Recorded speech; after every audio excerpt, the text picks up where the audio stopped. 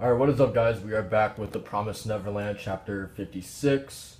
I think negotiation, maybe I think it's called. Um, yeah, let's. It was a pretty chill chapter last week, except for the fact that this guy broke out of his kind of like where he was like tied up and stuff. I think he has a knife. Yeah, he has a knife as well, which I was saying last week that this should be a learning experience for the kids that they should have patted this guy down. They should have searched him. I'm shocked Ray didn't think to search him. You know what I mean? Like, this is definitely their fault that they didn't search him for any weapons. Um, but yeah, let's get into the chapter. Crap, damn kids, I thought I had them right where I wanted, but I never thought she'd go right for the. Anyway, so long and thanks for the cookies. I'm pretty sure this door opens on the inside, yet it won't budge. Y'all playing with grown-ups now. Alright, so chapter 56, negotiation number 1. Well then, we've secured a safe place for now. Time to figure out what to do next. How to go about the rescue and the escape. That is how do we get Phil's group out of that place? And then how do we cross over to the human world? We gotta think of something. I don't have the slightest idea. I was hoping we'd get some guidance from Minerva. So what did you find? What sort of data have they got in that archive room? Well, lots.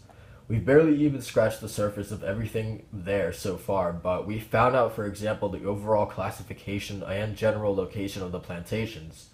Um, alright, so they found out classification and locations of, okay.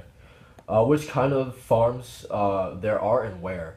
And also what their particular identification marks are. Yes, yesterday that guy showed it to us all of a sudden, right? Alright, showed him their number. Gracefield uses digits on their necks, Glory Bell, a character string on the belly. The kind of writing, the order of characters, the location of the mark, the details vary from plantation to plantation, meaning one can identify them at a glance. Incidentally, it seems like only the 4 premium plantations bother with unique identifiers for every specimen. The factory farms simply use brands. Each farm has a certain symbol and they just engrave it at some fixed location. Okay. The kind of collarbone, the hand, the shoulder, the ankle. Okay. And one was at the back of the head, too, it looked like. So if someone knows about these marks, then just by seeing these on human cattle like us, they'll also know from which farm we came. Right. At the very least, the intelligent demons know about them for sure. We've also found stuff about the Promise, the human world, and the location of demon settlements in this world, though this part is still not very clear. There's an encyclopedia of demon world plants with hand drawings. There's also normal things like novels and children's books, and we found some material about demons, but it's all very odd. The books here all seem to have been published before 2015, just like in the Gracefield Library. We can't be sure with the non-book materials. When it comes to books that deal with demons and the Promise, they are all ancient enough to be considered historical. All published before 2015. What does that mean? It couldn't be that Minerva's been away for 13 but 30 years. Huh. Though they were getting more recent cargo into the house. Oh, right, and Sister Crone said she saw human beings from outside. Um, wow, it's falling apart. That's actually super cool. Just how many years does that have? Crone actually said that she saw other humans outside? Huh. I'm still like focused on that. Um, well, I don't know what's written here, but at any rate, we'll only get super outdated info from these books, right? Huh? No, wait a sec. It doesn't add up. Bingo. Don is correct.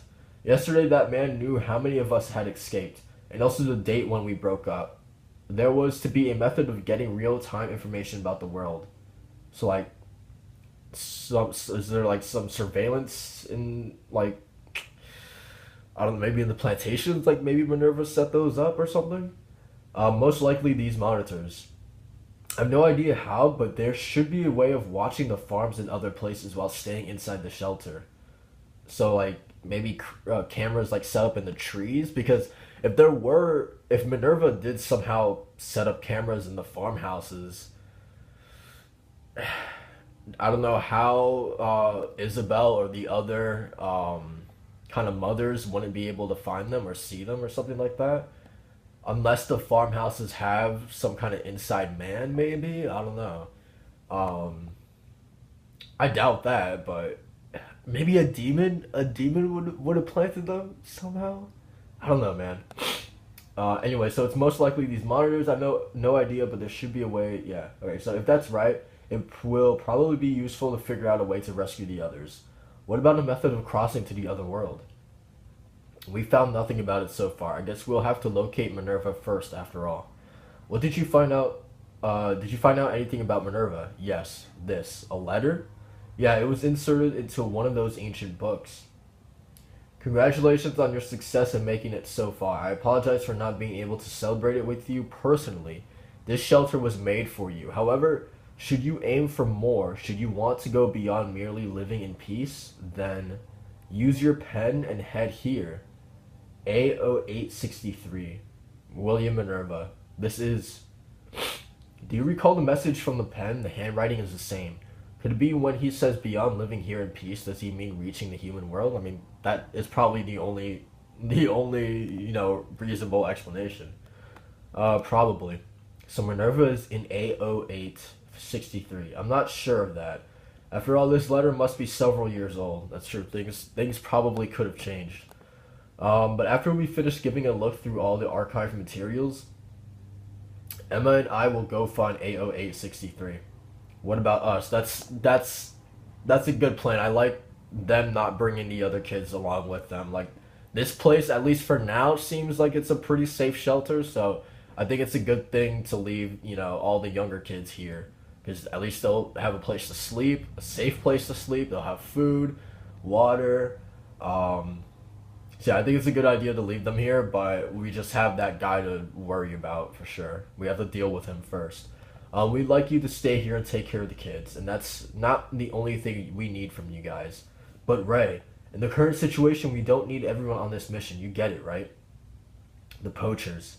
Correct. In this shelter, we are safe. There's no sign that the demons know about it. And that man has been hiding here for 13 years. However, his friends were all killed. They, the poachers. Perhaps they had some sort of infighting, but if not, the ones who did that may be outside. That man said that he himself tried searching for Minerva, remember? And I gave up looking for Minerva a long time ago, too. Therefore, this trip will be fairly risky. If we don't want to lose anyone, I think it's better to split up this time. But Ray and Emma, if something... I mean, you two are as sharp as a tack, and our best pick for sure. But if... Of course, even going alone will be taking a risk, but I'm not planning on dying. Come on, I'm serious. Besides, it's not like the two of us want to risk it alone. After all, we are just naive chumps who know nothing. We gotta get help from a tutor with experience. So they're gonna go to him, but he's already out. What? No way, you can't be... Oh shit. A tutor with experience? We'll ask that guy to guide us. Then the three of us will head for A0863 together to search for Minerva.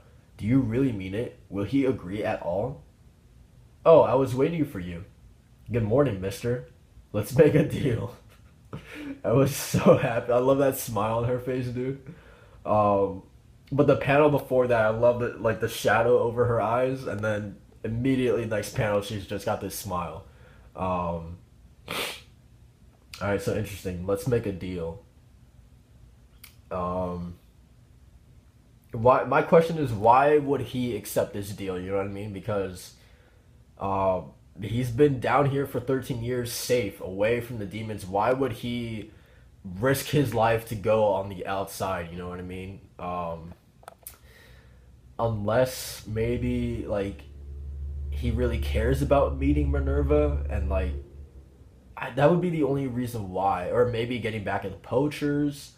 That would be the only reasons why I would think he would actually want to go outside, but like he's got everything he needs down here, so why on earth would he risk his life to go back outside? I don't know. It would have to be a really good reason for him to accept this deal.